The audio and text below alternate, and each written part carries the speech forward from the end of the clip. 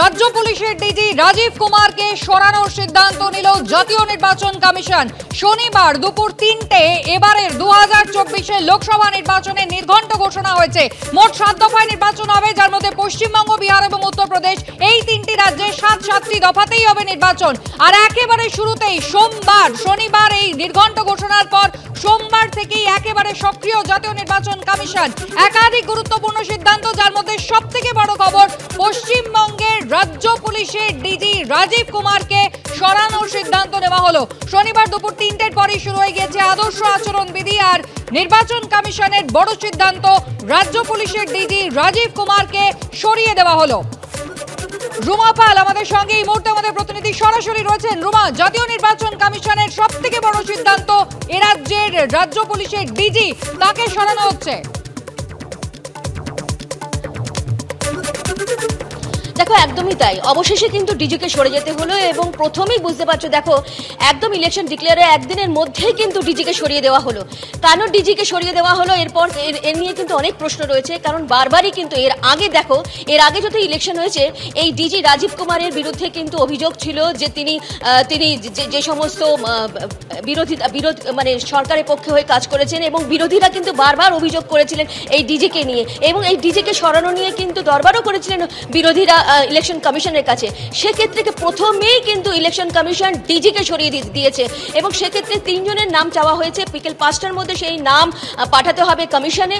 3 জনের প্যানেলের মধ্যে 3 জনের নাম পাঠাতে হবে এবং প্রথমেই যেটা অফিসার্সদের সরানোর কথা বলা হয়েছে, এই বিষয় বলে রাখি যে ইলেকশন কমিশনের নির্দেশিকা কি ছিল। ইলেকশন কমিশনের নির্দেশিকা ছিল যারা 3 বছরের একই ধরনের পোস্টিংয়ে রয়েছে একই জায়গায় তাদের কিন্তু সরাতে হবে, এবং যারা অতীতে যাদের কিন্তু রয়েছে যে তারা ইলেকশন কমিশনের নির্দেশিকা পালন করেননি বা তাদের বিরুদ্ধে অভিযোগ উঠেছে তাদেরকে কিন্তু এই ইলেকশনে কাজে রাখা যাবে না। সেক্ষেত্রে কিন্তু ডিজি রাজীব কুমারের বিরুদ্ধে কিন্তু এই অভিযোগ একেবারেই রয়েছে।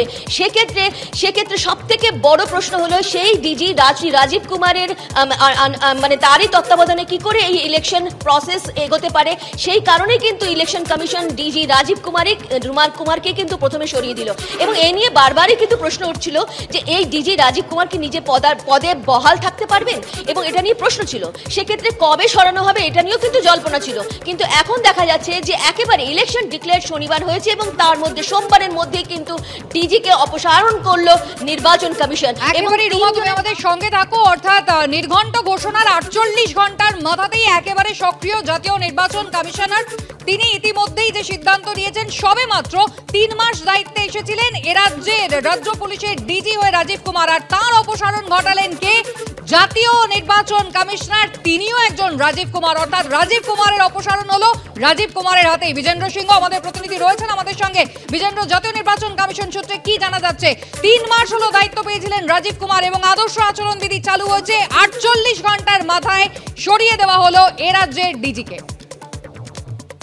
দেখো, ইলেকশন কমিশনের কাছে কিছু নিজের ইনপুট থাকে এবং কিছু রাজনৈতিক দল আগে অভিযোগ যে করে থাকে কিছু অফিসার বিরুদ্ধে, সেটাও তারা মাথায় রাখেন। এবং এখন ইলেকশন কিভাবে সুষ্ঠুভাবে করানো হবে, কোন অফিসারদের বিরুদ্ধে যেন কোনো অভিযোগ না থাকে কি ভোটাররা ভোট দিতে পারছেন না বা তারা ইম্পার্শিয়ালি কাজ করছেন না, এই পরিপ্রেক্ষিতে ইলেকশন কমিশন সিদ্ধান্তগুলো নেয়। আজকে যে প্রথম সিদ্ধান্ত ইলেকশন কমিশনের কাছ থেকে নেওয়া হয়েছে, যেটা আমরা সত্যমাত্র জানতে পেরেছি, সেটা হলো ইলেকশন কমিশন কয়েকটি রাজ্যের হোম সেক্রেটারিকে সরিয়ে দিয়েছে, যার মধ্যে গুজরাট, উত্তরপ্রদেশ, বিহার, ঝাড়খণ্ড, হিমাচল প্রদেশ এবং উত্তরাখণ্ডের হোম সেক্রেটারি রয়েছেন, যাদের আন্ডারেই কিন্তু পুলিশ ব্যবস্থা থাকে এবং পুলিশ ডিপার্টমেন্টের শীর্ষে তারাই থাকেন হোম সেক্রেটারি এবং ডিজিপি। পশ্চিমবঙ্গের ক্ষেত্রে হোম সেক্রেটারি তো নয়, তবে সেখানকার ডিজিপি রাজীব কুমারকে সরিয়ে দেওয়া হয়েছে। ইলেকশন কমিশনের একই অর্ডার দেওয়া হয়েছে এবং তিনিও সেই পদে থাকবেন না। এখন দেখতে হবে কি কাকে সেখানে ডিপ্লয় করা হচ্ছে, কেন কি ইলেকশন চলাকালীন স্টেট পুলিশকে ডিপ্লয় করা বা সেন্ট্রাল পুলিশের সঙ্গে কোঅর্ডিনেট করে কোথায় ফোর্সগুলো ডিপ্লয় করা হবে, বা যখন কুইক রেসপন্স টিম পাঠাতে হয় যেখানে হিংসা হয় বা যেখানে ভোটে বাধাও চলছে, সেটার জন্য কিন্তু একটা রাজ্য পুলিশের বড় ভূমিকা থাকে। সেক্ষেত্রে এখন কাকে ডিজিপি করা হচ্ছে সেটা দেখার বিষয়। তবে এর আগে আমরা দেখেছি ডিজিপি রাজীব কুমার বিতর্কে থেকেছেন, সুপ্রিম কোর্ট অব্দি তার মামলা এসেছিল, সিবিআই তাকে অ্যারেস্ট করতে চেয়েছিল এবং সেই সময় একটা বিতর্ক হয়েছিল। তারপরে আমরা দেখতে পাচ্ছি এখন আমাদের পশ্চিমবঙ্গের ক্ষেত্রে প্রথম যাকে সরাবে ইলেকশন কমিশন, তিনি ডিজিপি রাজীব কুমার, তাকে তার পদ থেকে সরিয়ে দেওয়া হয়েছে। মডেল কোড অফ কন্ডাক্ট লাগু হলো 2 দিন হয়েছে পশ্চিমিতা, এবং তার মধ্যে প্রথম যাকে অ্যাকশন নিল ইলেকশন কমিশন সরানোর জন্য, খুব সম্ভবত ইলেকশন কমিশন মনে করছে কি তিনি যদি সেই পদে থাকেন তাহলে সেখানে নিরপেক্ষভাবে তিনি তার কাজ করতে পারবেন না, তাই এই সিদ্ধান্ত নিয়েছে ইলেকশন কমিশন। এখন দেখতে হবে কি কাকে সেখানে ডিপ্লয় করা হচ্ছে, কাকে ডিজিপি করছে, ইলেকশন কমিশনের অ্যাপ্রুভাল থেকে কাকে সেখানে ডিজিপি করা হচ্ছে সেটা দেখার বিষয়। একেবারে বিজয়, তুমি আমাদের সঙ্গে থাকো। অর্থাৎ কাকে ডিজিপি করা হচ্ছে, নির্বাচনের সময় কে রাজ্যের ডিজির দায়িত্ব সামলাবেন তার জন্য অপেক্ষা করতে হবে। জাতীয় নির্বাচন কমিশন কাকে নির্বাচন করে। রুমা পাল আমাদের সঙ্গে এই মুহূর্তে সরাসরি রয়েছেন। রুমা, জাতীয় নির্বাচন কমিশন শনিবার দিন আমরা দেখেছি দুপুর 3টায় নির্ঘণ্ট ঘোষণা করেছে। ঠিক 48 ঘন্টার মাথায় একেবারে সব থেকে বড় সিদ্ধান্ত যেটা বলা যেতে পারে এ রাজ্যের ক্ষেত্রে, শুরুতেই একেবারে রাজ্যের ডিজিকে সরিয়ে নেওয়ার সিদ্ধান্ত। শুধু সরিয়ে দেয়নি, বলা হয়েছে যে কোনোভাবেই কিন্তু ইলেকশন প্রসেসে তিনি যুক্ত থাকবেন না, কোনোভাবে এমন জায়গায় তাকে সরানো হবে না যেখানে তিনি ইলেকশন হচ্ছে সেইখানে তিনি যুক্ত থাকবেন। অর্থাৎ বুঝতেই পারছো, এবং ডিজির ক্ষেত্রে কিন্তু ইলেকশন কমিশন একেবারে তার ক্ষেত্রে একেবারে বলা যেতে পারে যে তার যে ভূমিকা সেক্ষেত্রে কিন্তু তার বিরোধিতাই ইলেকশন কমিশন ছিল। এবং সব থেকে বড় কথা হচ্ছে যে এই ডিজি রাজীব কুমারকে নিয়ে যখন প্রশ্ন উঠছে এবং ইলেকশন কমিশন যখন কলকাতা এসেছিলেন তখন কিন্তু আমরা যেটা জানতে পেরেছিলাম যে সমস্ত নিচুতলার কর্মী রয়েছে তারা যদি কোনো ভুল করে সেক্ষেত্রে কিন্তু তার সমস্ত দায় দায়িত্ব বর্তাবে ডিজির ক্ষেত্রে, সেটাও কিন্তু একটা কড়া বার্তা দিয়ে গেছিল। এবং সব থেকে বড় কথা যে রাজীব কুমার ডিজি তারও কিন্তু অনেক বিতর্ক রয়েছে, এবং সেক্ষেত্রে তিনি যেমন মামলা চলছে সুপ্রিম কোর্টের ক্ষেত্রে, সেক্ষেত্রে আরও একটা বিষয় রয়েছে, তার বিরুদ্ধে কিন্তু বিরোধীরা সব সময় অভিযোগ করে এসছে যে তারা শাসক দলের হয়ে তিনি কাজ করেছেন এবং ইলেকশন প্রসেস তিনি প্রভাবিত করতে পারেন, এমনটাও কিন্তু অভিযোগ বারবার কিন্তু নির্বাচন কমিশনের কাছে গেছে।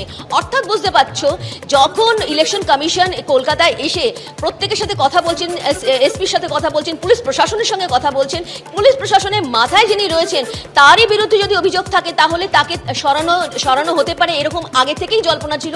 তবে কবে সরানো হবে সেটা নিয়ে বড় প্রশ্ন ছিল। অর্থাৎ দেখা যাচ্ছে যে শনিবার যখন ইলেকশন ডিক্লেয়ার হলো তার 48 ঘন্টার মধ্যেই কিন্তু সরিয়ে দেওয়া হলো এই ডিজি রাজীব কুমারকে। এবং সব থেকে বড় কথা, এখন 3 জনের প্যানেল চাওয়া হয়েছে, 3 জনের নাম চাওয়া হয়েছে, বিকেল 5টার মধ্যে পাঠাতে হবে। তারপর নির্বাচন কমিশন ঠিক করবে কাকে ডিজি করা হবে। কিন্তু কোনোভাবেই যাতে এই ডিজি রাজীব কুমার কোনোভাবেই কোনো ইলেকশন প্রসেসে যুক্ত না থাকতে পারেন সেটারও কিন্তু বার্তা দেওয়া হয়েছে, সেই নির্দেশিকাও দেওয়া হয়েছে। অর্থাৎ অবিলম্বে রাজীব কুমারকে সরে যেতে হবে এবং নির্বাচনের কোনো কাজের সঙ্গে তিনি জড়িত থাকতে পারবেন না। নির্বাচন কমিশন যখন সাংবাদিক বৈঠক করে অত্যন্ত স্পষ্টভাবে জানিয়ে দেওয়া হয় যে 2024-এর লোকসভা নির্বাচন নিয়ে তারা সক্রিয়, এবং শুরু থেকেই দায়িত্ব দেওয়া হয়েছে সমস্ত রাজ্যের ডিএম এবং এসপিদের। একই সঙ্গে কিন্তু স্পষ্টভাবে বলে দেওয়া হয়েছে 4M এর উপরে তারা গুরুত্ব দিচ্ছেন।